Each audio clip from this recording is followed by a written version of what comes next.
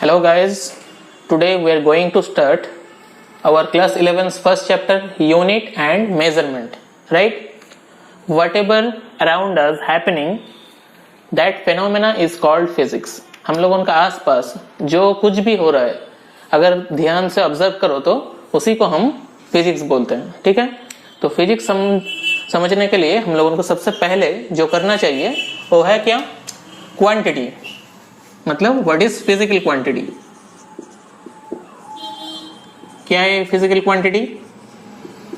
The quantity which we can major.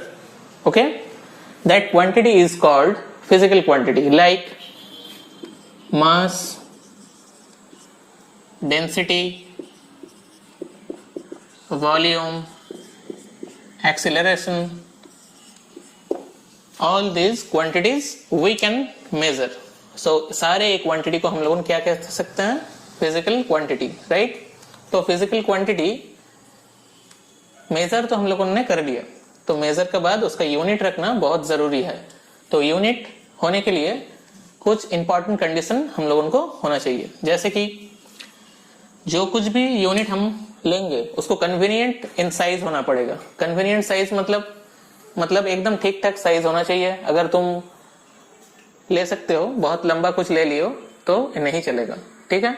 जो तुम carry कर सकते हो, easily movable, only that type of unit you can take. So unit must be convenient in size. और ऐसा unit लेना चाहिए तुमको जैसे कि वो अगर टूट भी जाए या ब्रेक भी हो जाए तो फिर से उसको रिप्रोड्यूस कर सके, ठीक है? मतलब वो रिप्रोड्यूसेबल भी होना चाहिए. और क्या? यूनिट का कंडीशन इनवेरिएंट होना चाहिए. सबसे इंपॉर्टेंट टर्म है ए इनवेरिएंट. दिस वर्ड इनवेरिएंट मतलब क्या? Does not change with time. मतलब जो क्वांटिटी टाइम का साथ चेंज नहीं होता उसे हम इनवेरिएंट कहते हैं. तो जो कुछ भी यूनिट लेना है वो यूनिट होने के लिए हम लोगों को 3 कंडीशन का होना बहुत जरूरी है. एक है क्या?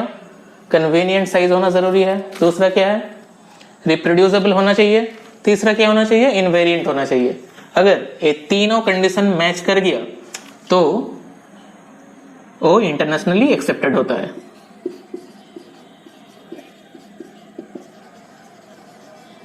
ओके, मतलब इंटरनेशनली एक्सेप्टेड होने के लिए उसको 3 कंडीशन फुलफिल करना बहुत जरूरी है, ठीक है? समझ में आए? अभी हम लोग टाइप करेंगे कितने टाइप का यूनिट्स होता है, ठीक है? There are 2 types. One is fundamental unit and the other is derived unit.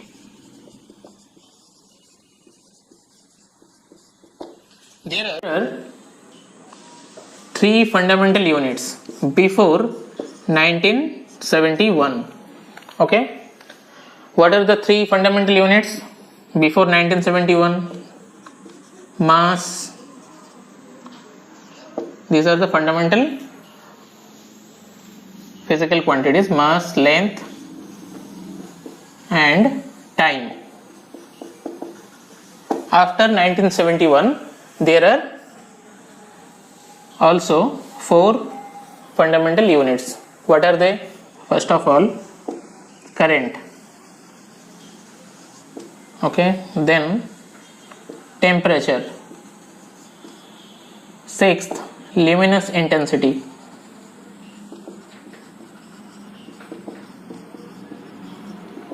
And the last one is amount of substance.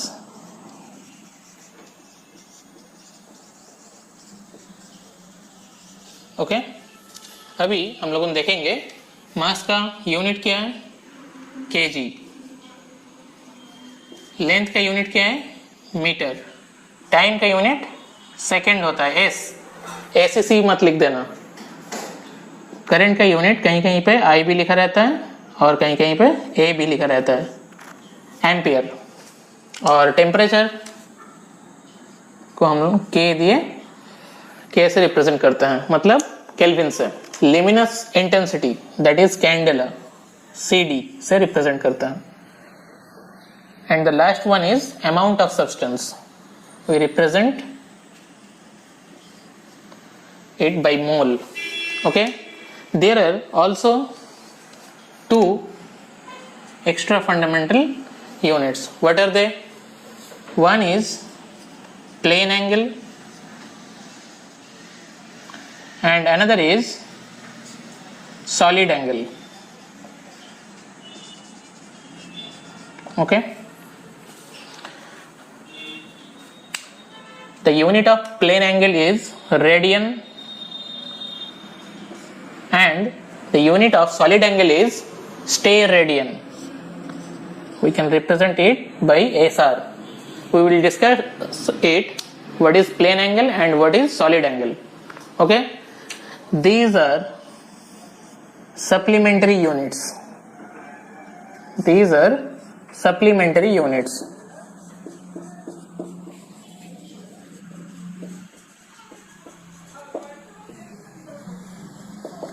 Okay, unit system करने से पहले प्लेन एंगल और सॉलिड एंगल क्या है देख लेते हैं एक बार।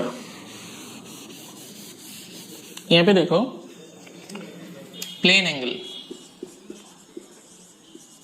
मतलब छोटे क्लास से हम लोगों जो एंगल के बारे में करते हुए आए हैं वो है प्लेन एंगल, जैसे कि 30 degree, 60 degree, these are all called plane angles.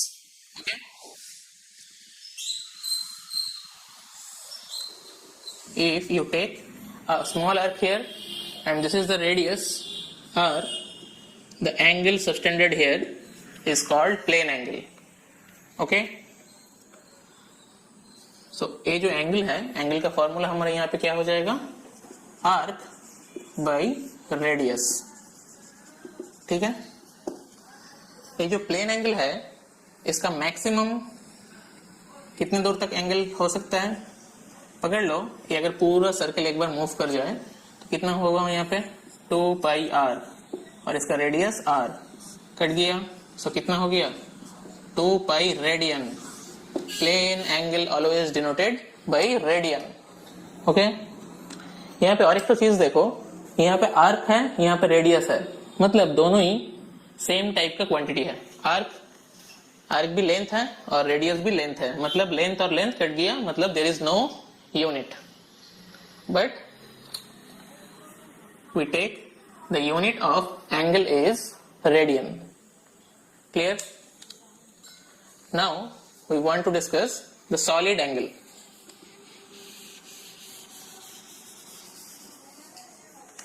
If you take a sphere, a spherical cell ball, और इस स्फीयर का एकदम यहां से एक गोल से कट के एकदम सेंटर तक ले लो। ठीक है, ये जो ऊपर का हिस्सा है ये क्या है, एरिया, मतलब सरफेस एरिया, और ये क्या है हमारा रेडियस, राइट। सो यहाँ पे हम लोगों ने लिख सकते हैं सॉलिड एंगल मतलब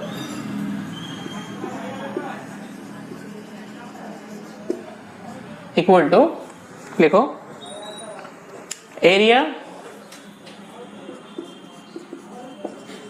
बाई रेडियस स्क्वायर। ओके, पकड़ लो, एक कुल्फी जो होता है ना, कुल्फी दुकान से खरीदे हो 5 रुपया वाला कुल्फी, और यहाँ पे पूरा कुल्फी में मटका भरा हुआ है। ओके, जब है पूरा भरा हुआ रहता है, यहाँ पे जो एंगल क्रिएट होता है ना, उसी एंगल को बोलते हैं हम लोगों सॉलिड एंगल।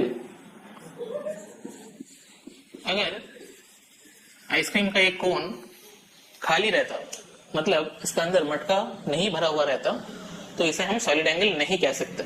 ठीक है ना, सॉलिड एंगल को हम लोग रिप्रेजेंट करते हैं ओमेगा से। ठीक है,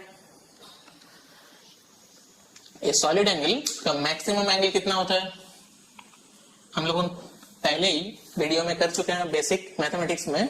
surface area of the sphere कितना है, 4 pi r square, right. So इसका मैक्सिमम एंगल होगा 4 pi R square surface area of the sphere, and here r is the radius, so r square. So we can write 4 pi stair radian. Okay.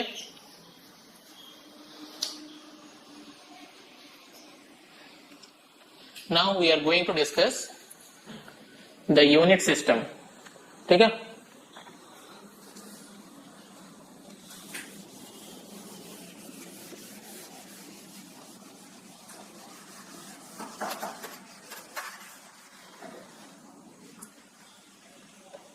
There are 3 unit systems.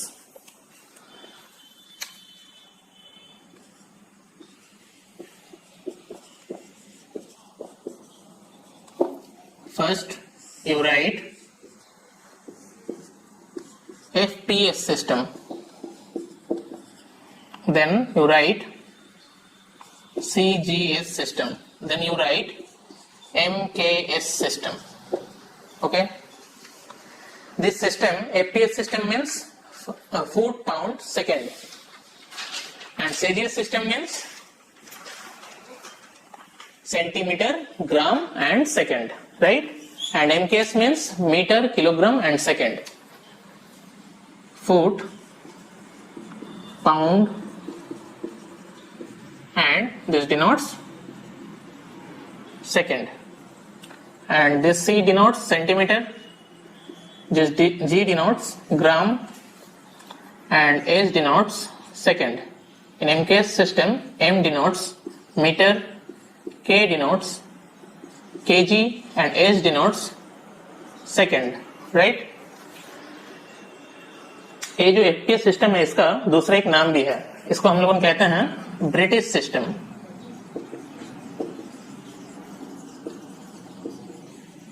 Okay.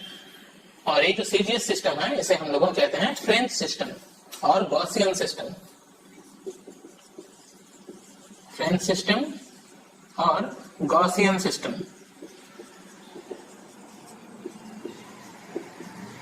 Clear. और ये जो MKS system है इसको हम लोग कहते हैं matrix system.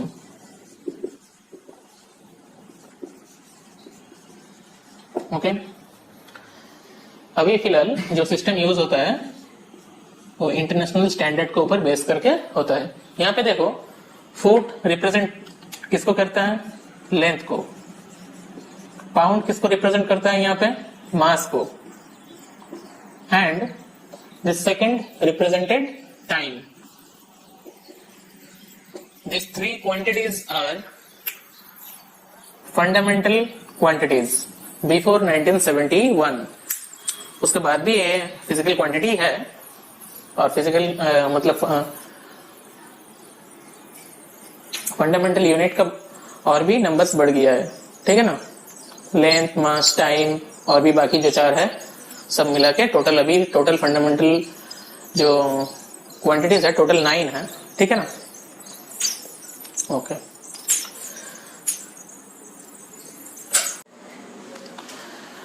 चलो अभी फंडामेंटल क्वांटिटीज हो गया, तो अभी हम लोगों को करना है derived unit. Okay. What is derived unit?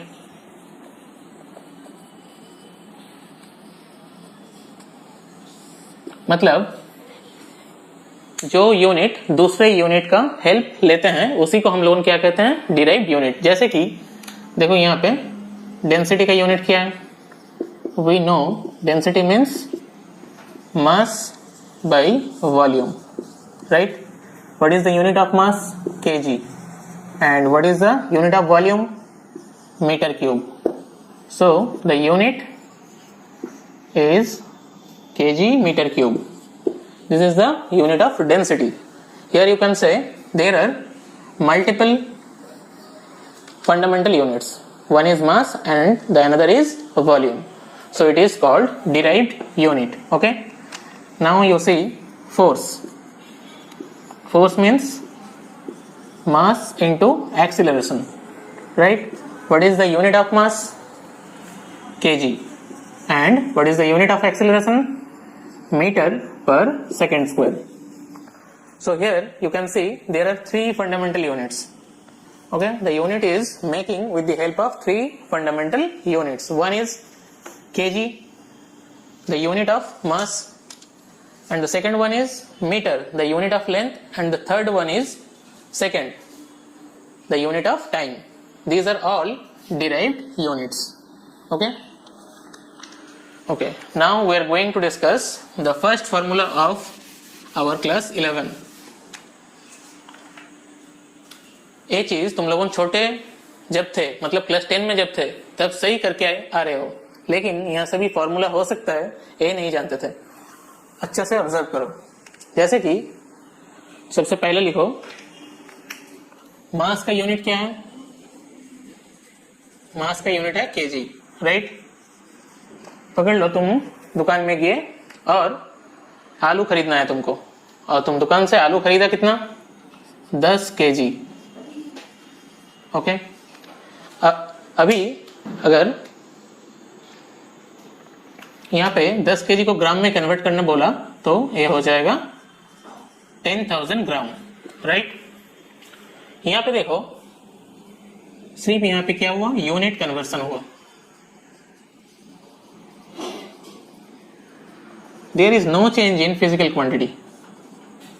No change in physical quantity. Right?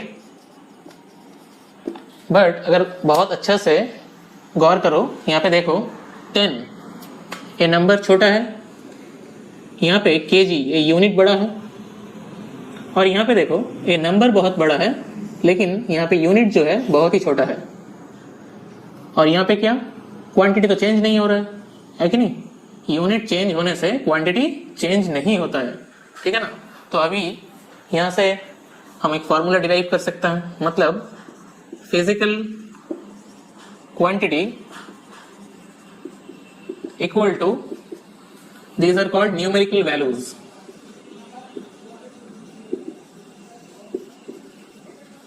And these are called units.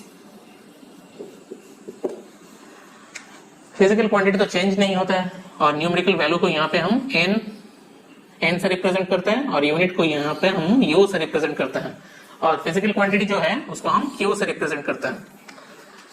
और q क्या है, कांस्टेंट है, मतलब हम लिख सकते हैं n u equal to constant.